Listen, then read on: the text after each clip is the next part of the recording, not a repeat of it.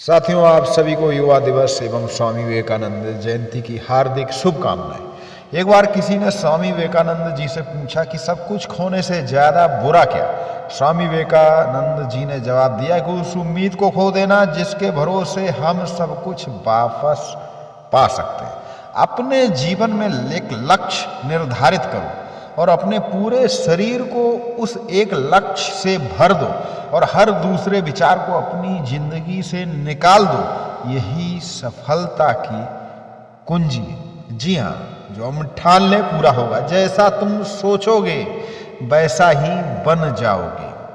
खुद को निर्बल मानोगे तो निर्बल और सबल मानोगे तो सबल बन जाओगे। जी हाँ, जैसी आपकी सोच वैसा ही हम धीरे धीरे खुद बन जाते हैं। रफ्तार दुगनी हो जाती जब जिंदगी दांव पर लग जाती। सही बात है। किसी ने सच कहा कि मरता क्या न करता। यही बात स्वामी विवेकानंद जी कहते हैं कि जब जीने और मरने की बात हो तो हम दुगनी गति से काम करते हैं। उठो, जागो और तब तक मत रुको जब तक लक्ष्य की प्राप्ति ना हो जाए। लगे रहो। कहते हैं कि मेहनत कभी व्यर्थ नहीं जाती और जाती तो कुछ सिखा कर जाती। तुम क्यों रोते हो? तुम्हारे लिए ना मृत्यु है, ना रोग है, ना दुख है, ना शोक है। तुम तो सत्यम स्वरूप हो और अपने स्वरूप में प्रतिष्ठित हो जाओ। जी हाँ, यदि खुद को शरीर समझोगे तो शरीर से जुड़ी हुई चीजें आपको परेशान करेंगी। जो कुछ भी तुमको कमजोर बनाता है, शारीरिक, बौद्धिक या मानसिक, उसे विष के समान, जहर के समान त्याग दो। जो आपके लक्ष्य में वादा हो उसका त्याग कर दो, निश्चित ही सफलता पाओगे।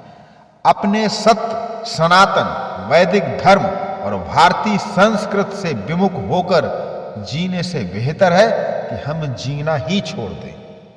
जी हाँ, जो हमारा अपना है, जो हमारा घर है, पराए घर में बहुत दिनों तक पनाह नहीं मिलती। उठो, जागो और तब तक मत रुको जब तक लक्ष्य की प्राप्ति ना हो जाए। ये तो स्वामी विवेकानंद जी ने बड़े ही जोर देकर कहा। प्रयास करते रहो, करते रहो, करते रहो। खुद को परखना भी जरूरी है।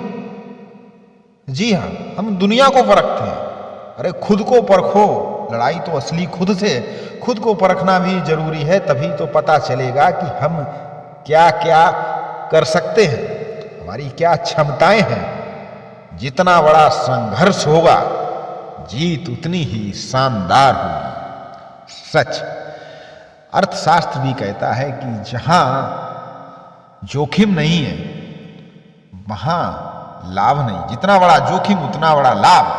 वही बात की जितना बड़ा संघर्ष उतनी शानदार सफलता। आकांक्षा, अज्ञानता और असमानता, ये तीनों बंधन की त्रिमूर्तियां हैं। जी हाँ, इच्छा ही दुख का कारण, या फिर अज्ञानता, ज्ञान न होना, और असमानता का अर्थ भेदभाव।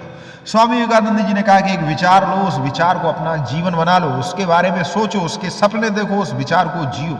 अपने मस्तिष्क, मांसपेशियों, नसों, शरीर के हर हिस्से को उस विचार से डूब जाने दो और बाकी सभी विचार को किनारे रख दो। यही सफल होने का तरीका है। ज्ञान धन से उत्तम है, क्योंकि धन की तुम्हें रक्षा करनी पड़ती है, मगर ज्ञान तुम्हारी रक्षा करता है।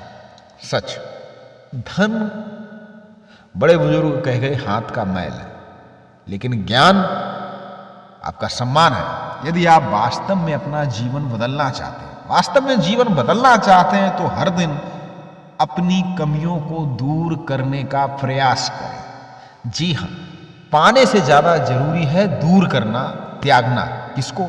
अपनी कमियों को। उठो मेरो शेरो, उठो मेरे शेरो, इस भ्रम को मिटा दो कि तुम निर्बल हो। तुम एक अमर आत्मा हो, स्वच्छंद जीव हो, धन हो, सनातन हो। तुम तत्व नहीं हो, तत्व तुम्हारा सेवक है। तुम तत्व के सेवक नहीं। जी हाँ, हम धन के गुलाम नहीं। मन की शक्तियां सूर्य की किरणों के समान होती हैं। जब वे एकाग्र होती हैं तो प्रकाशित होती हैं, और प्रकाशित ही नहीं अग्नि प्रज्वलित कर सकती है। जी हाँ, मन की ताकत को पहचानो। यही स्वामी विवेकानंद जी कहते हैं, जब तक जीवन है सीखते रहो, क्योंकि अनुभव ही सबसे श्रेष्ठ शिक्षक है। जी हाँ साथियों, विनोबा भावे ने तो मरने के एक दिन पहले जापानी भाषा सीखना शुरू किया था। सीखते रहो, जितना सीख लोगे वही काम आएगा। जब तक लाखों लोग भूखे और अज्ञानी हैं, तब तक मैं उस प्रत्येक व्यक्ति को गद्दार मानता हूं जो उनके बल पर शिक्षित हुआ है, अब वह उसकी ओर ध्यान नहीं देता। कितनी बड़ी बात कि जिनकी बदौलत हम आगे बढ़े, उनका ही ध्यान नहीं देता। जी हाँ साथियों, जिस समाज में हम रहते हैं, समाज का हर व्यक्ति उसके हम ऋणी हैं, उसके हम पर उपकार है।